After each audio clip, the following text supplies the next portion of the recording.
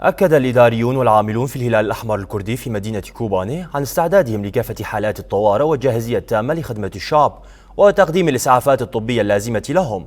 وذلك من خلال التنسيق بين كافة مراكز الهلال الأحمر الكردي في إقليم شمال وشرق سوريا، حيث يضم قسم الطوارئ في كوباني عددا كبيرا من الأعضاء ويتألف من 18 عضوا مقسمين على 3 ورديات، ويضم 3 سيارات إسعاف بكادرها الطبي ومعداتها الطبية لحالات الإسعافية، ويمكنه الوصول إلى أي حالة طارئة ويقدم خدماته مجانا على مدار 24 ساعة، ولا سيما الحالات المرضية من الكسور، حيث يتم نقلهم عبر الاتصال على أرقام الإسعافات الأولية لغرفة العمليات، وذلك حسب ما تم توضيحه من قبل القائمين على العمل في مركز الهلال الأحمر الكردي في كوباني.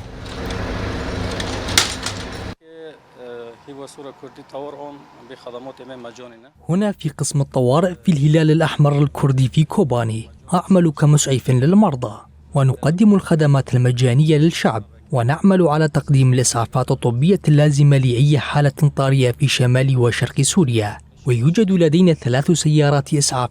و3 مسعفين و3 سائقين مستعدين على مدار 24 ساعة. وآلية العمل لدينا تكون باستقبال المريض وكتابة تقرير طبي من قبل الطبيب في المركز لمعرفة إذا كان وضعه الصحي يسمح بنقله عبر سيارات الإسعاف من كوباني إلى مراكزنا الأخرى في شمال وشرق سوريا.